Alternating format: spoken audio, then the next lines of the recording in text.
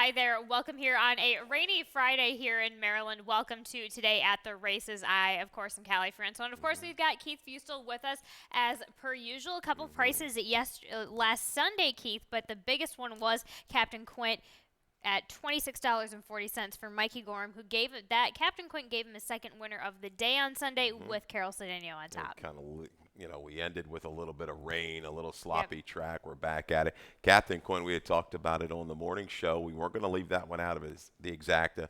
Right. His prior race was really, really good. Similar trip, kind of a loop and swoop, confidently handled to get it done. But, yeah, we've got a big weekend ahead of us, Callie. Looking forward to weekend. it. Yeah, Dan Ellman's going to come in tomorrow and give us some of his Yep. advice. He does a great job on this circuit. So, yeah, glad to have him in town. But, yeah. We know you guys like watching us, but Dan gives a wonderful wonderful addition to this show. So I'm excited to watch you and Dan talk about things. And of course, we're taking a look at the track. It's a bit warmer, but that's in trade for the downpour that we've been getting since last night. So that continues on to today. So should lighten up throughout the day. So it shouldn't be raining and pouring throughout the day today, but still sloppy track, sealed track. There you go. There you have it. Race number 1 kick starts this early. Pick 5, of course. We've got that low industry takeout here over here in Maryland. And let's go ahead and take a look at this first race. This claiming 25, which have never won 3, going the one-turn mile here on the dirt for the 4-year-olds and up.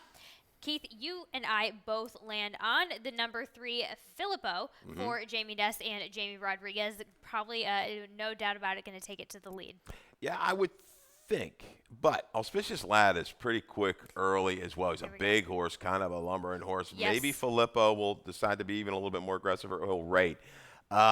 I'm not in love with the first race. I think Tate might just benefit from what might happen around the turn. But there was a stat for Ness that kind of got me. He's 47%, Callie, the last couple years on the dirt, second off of a claim following a win. Wow. He's 30% with the rounders. That's kind of staggering. 24 for 51, 43 of 51 in the money.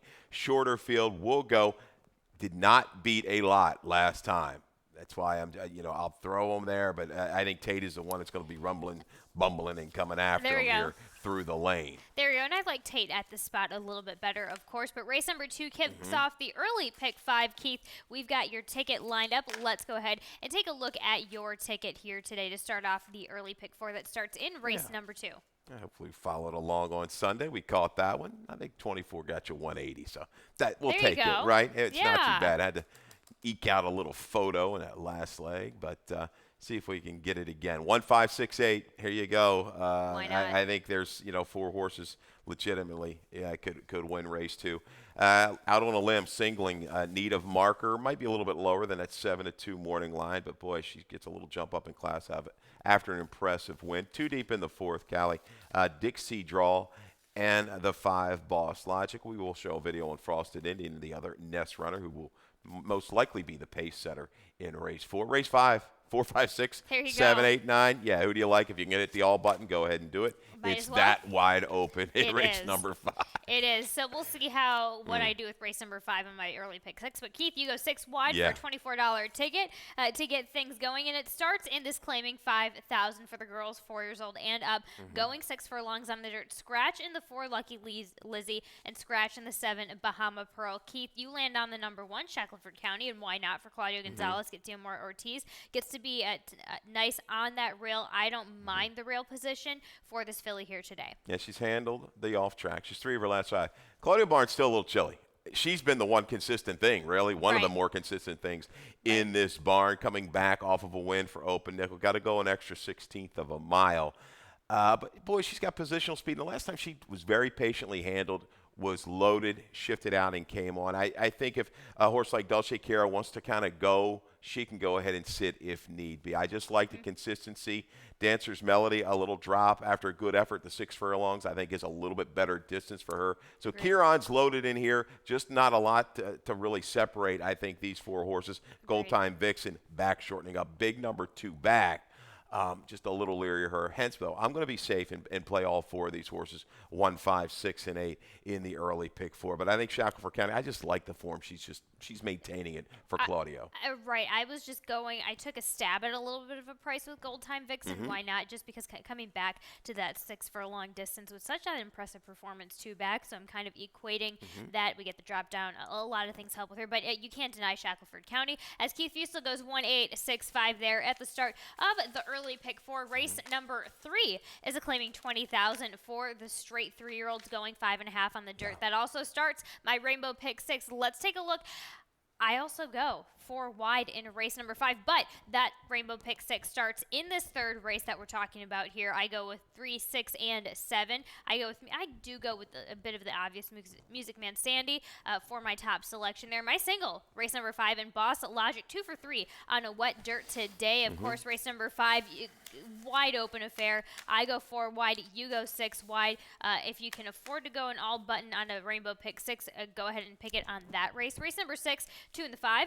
Kilbitton's Red is my top attraction in that race. Race number 7, I go 3 wide with 1, 8, and 5. 8 being my top selection. Forget about it. Also being well on. It hasn't had a win on a wet dirt, but is still consistent on a wet dirt. So we haven't really seen too much of Haley B on a wet dirt. This is her first time on a wet dirt, which I just kind of wanted to lean again towards forget about it. Anyway, race number 8, I go too deep with the 2 and the 5. We're going to have a video on that shared top selection in the number 5. Utterly Enchanting there in race number 8, a $28.80 ticket to get things started in this Rainbow Pick 6. And as I mentioned, it starts in race number 3 with this claiming 20,000 going 5.5 on the dirt for the straight 3-year-old girls. Keith, you land on the number 2, Nita Marker, who is your single on your ticket for Jerry Robb, Xavier Perez. Why not?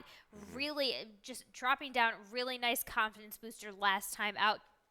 What do you make of this one on this type of track today, though? I think she's fine. Mosler's 18% on and off track. Bottom side, the lone sibling was 1 for 1. DC Fireman on and off track went a little deeper. Second down.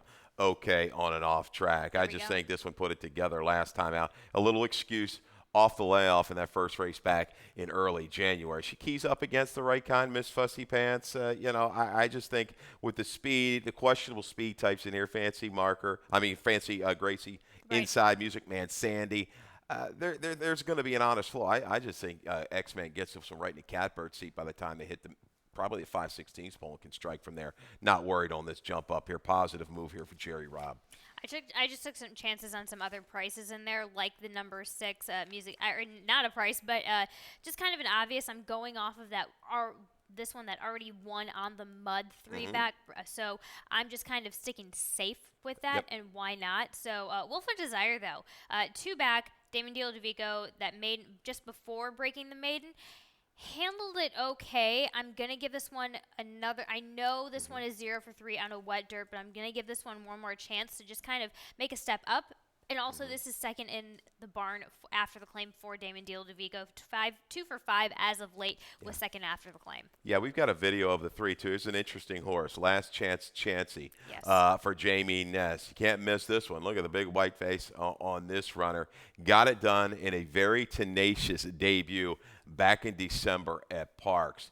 Got the lead, went clear pretty easily, met the challenge, headed here, coming to mid-stretch, and just resolute. Battles back to win, kind of edging away. Good go on the gallop out.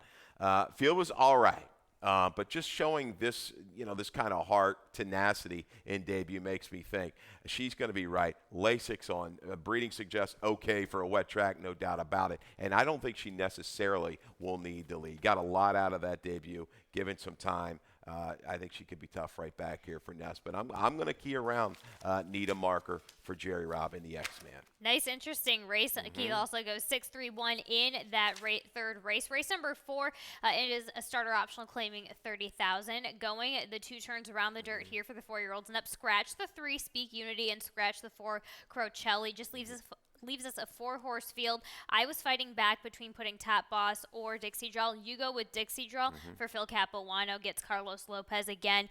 Just one off of that optional 225, over at Charlestown there. That's 3 turns around Charlestown. So this horse is going to be just a nice lead up to it. I'm just really for Top Boss just because of that.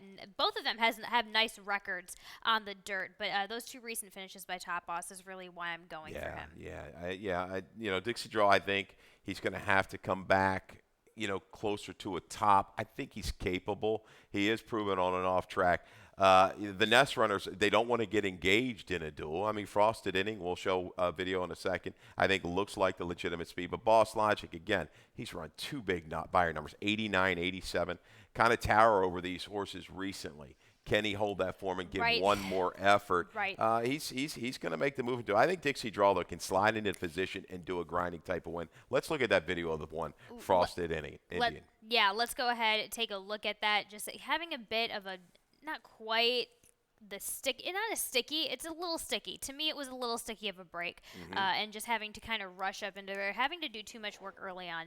Yeah, that is enough to just take, when you get beat a neck. Okay, that little bit of a hiccup, as you know, Callie, as a rider, that can just be the downfall. That can be the difference between first, second, or third. I mean, it can hurt. So from this rail position with a little break, I don't see the other Nest wanting to just go ahead and press. So these two, if they get away with a moderate pace up front, they could just take it from the 3/8 of the pole, because I don't think Dixie Draw is quite has that quicker punch, that run into it. He's going to have to stay in range, Dixie Draw, and I'm going to need things to heat up maybe a little sooner by the half. Right. If things don't really kind of pick up to about the 5/16 of the quarter, I could be in trouble. But the value lies, I believe, with Dixie Draw here in race number 4. Before we get on to the rest of the Friday's card, we'll be right back with a little bit of commercial for you. Introducing the first racing tool from Pegasus to Preakness. Iconic venues. World-class racing. Millions at stake.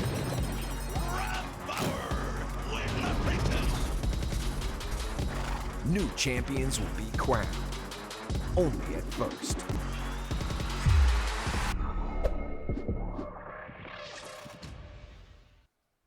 Welcome back. We're going to talk about the rest of this Friday's card in this maiden claiming 12-5 event in the 5th race, going a 1-turn mile on the dirts for the strict 3-year-olds. Keith, you've got the number. This is the one where we go all wide on this. So you go with the number 4 on top, Slingshot Boy. Why not? Ned Allard, Angel Cruz stretches out, where Ned Allard has been 2 for 14 as of late, but consistent, really consistent, 2 seconds and 4 thirds as of lately with stretching horses out. A little bit of a reach, as I said. I'm all over the map here. 6 horses in the pick 4.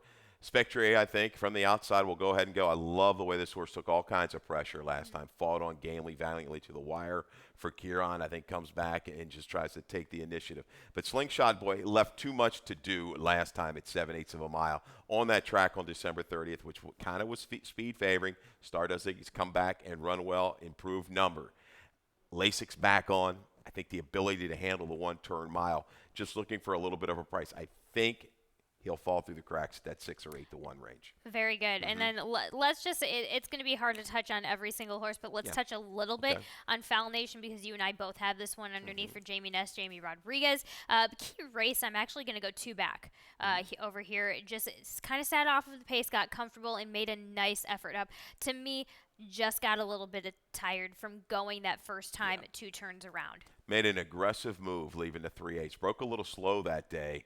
It might have hung just a little bit upper stretch, hence maybe they put the blinkers on to keep a little more focus. But then he was maybe too keyed up and got involved in that duel. I think he's going to be better suited where he is to maybe rate back off of the speed and make that run. I agree. I agree that that's exactly what happened. Keith Fiesel goes 4, 5, 6, 9. I go 6, 9, 5, 7. Race number 6 is a maiden special weight, going the 6 furlongs on the dirt for the 3-year-old filly. Scratch the 4 will take odds the 7. She got the money. And number 8, Dial for Love. Keith, you land on the rail horse. Rapaz for Juanita Bennett. Carol Cedeno. This is by Ghost Zapper. Yeah. A lot of nice flashy works leading up to this, which is a good thing to have, Keith. Yeah, again, another race I struggle with. The proven horses, Kill Britain's Red, off of the debut, showed speed, took pressure, opened up. It was a tiring track that day. 7/8 of a mile was a lot of an ask. But the family bottom side, really good, kin to some really good horses. So I think the horse to beat is the 2, your top selection. But let's look at his firster by Go Zapper, a Fleet Alex. The breed is there for an off track. That's the first thing. Training well. Barn had a firster win not too long ago. I think it was up at Penn National. All sibs are winners. This full brother was really, really good. I think 4 for 10, a 93 on the top. Had some speed, had some real ability early. So a little shot here with the firster. I think Cal Lynch's horse, you see successful appeal on the bottom side. This Sire Mastery, only 5% with the firsters. But Cal capable. It's been a little soft with the 3-year-old, straight 3-year-old firsters the last couple of years. But I think this one could be all right out of the box. The Kilbretton's Red, the one to beat. 9 horse who you've got in the mix is another interesting type. Violence only paid $35,000. First full, second dam, really solid. Just a slew of quality animals when you go deeper into this pedigree. Race 6 is a spread race to me. I would have to agree. Excuse me for a second. I would have to agree with this type of race. Of course, 2 and 5. You talked about kind of how obvious those were, and then I just kind of went off of breeding and how a couple of these siblings did. So with Cheru, I think coming back, of course, second time start, Cairo Prince. Things are certainly going to help that Avela starter.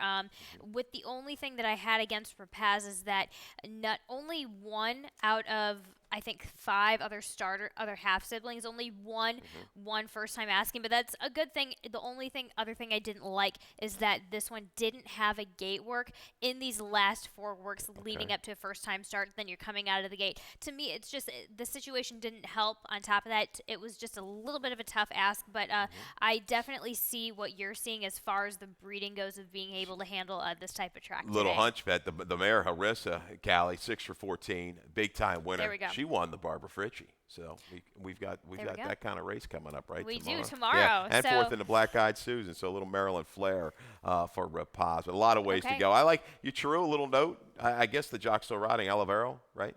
For Avila coming in. Wait a sec. Let me 3 circle horse. back to Who's your rider? Oliviero. Yeah. Yeah.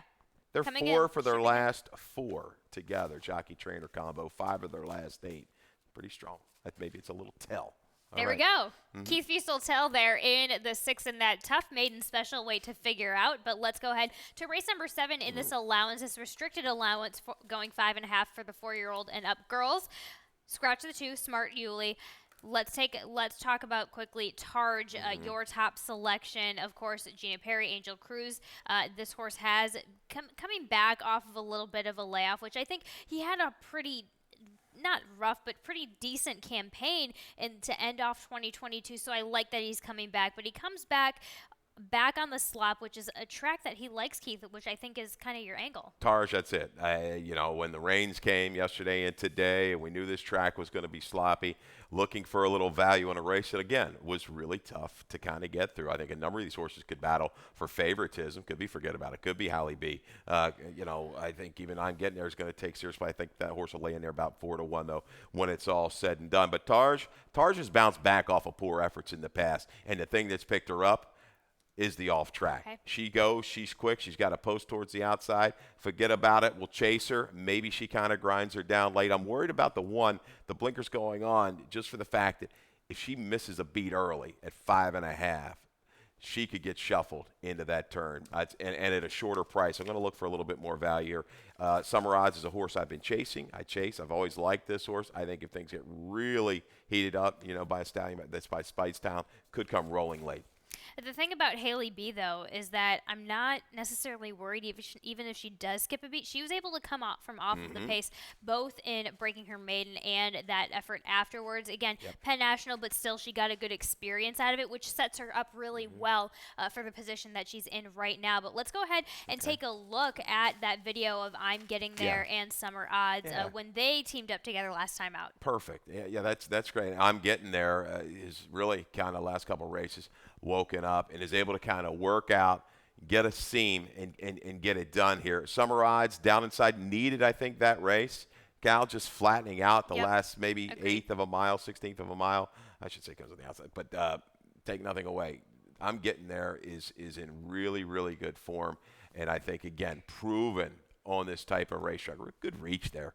This last 70 yards, it's just coming up short. So both of those two hold a little value in the 7th race. And that's where I'm getting there. Attracts me, especially on this track as of today. But Keith Fusel goes 6.859 there in our feature race of the day. I go 8.153. Race number 8, our nightcap of the day, as we have 10 races on the card for Saturday, is a claiming 5,000 for the girls, going 6 furlongs on the dirt, going 4 years old and up. Let's just go ahead and take a look at our shared top selection. The number 5, Utterly Enchanting for Amy Hall, gets Jamie Rodriguez today. Yeah, boy, you're looking at the setup of this race. Amy Hall, will get a lot of play. This is a horse that we've been able to kind of get through the cracks at 11-1, hitting the board the last couple of times. Not today, my friends. Unfortunately, going to be an awfully short price. I think he's going to battle for favoritism with my boss lady. Good effort here, kind of rates, moves up behind the favorite who came back to run big. That's the horse Miss Casey's been on a pretty good run. Very willing. Clear of the rest by 4 against this group. Maybe the one goes out and sends in Fortes. I'm going to throw in there as a little bit of value, but she's got stalk and pounce all over her today in race number 8. There we go. There we have it for our card. Let's go ahead and get into lightning round and talk about a couple of things that have happened over this past week. And let's go ahead and start things, Keith, with your best bet and value play of the day. Best bet, of course, in race number 3 with the Jerry Robs, need a marker. Yeah, we went ahead and singled this one right in our pick 4 to try to keep things a little bit affordable. I just like the confidence move. Her back numbers work. The company she kept on the go back works. Lightly raced, third off of a little bit of a break. I think she can move off. But that last drive was really good. She had something left in the tank, and she gets the right kind of field to target and move into.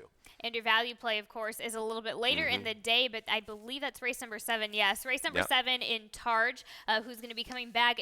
I love the pattern that you picked up with this one in the sense of second off of the layoff, comes back on a slop surface, really excels it, really likes it. Yeah, I think that's the thing that's going to pick her head back up. And when I think, I can get 8, 10, 12 to 1 on a horse like this that I know can get out there and stay clear of trouble, I'll take a shot here on this off track today. There you go. You got Keith Fusel's value play of the day. He's been doling out some wonderful prices, both on top and underneath, in these past couple of weeks, actually for most of 2023. So pay attention to what this guy has going on.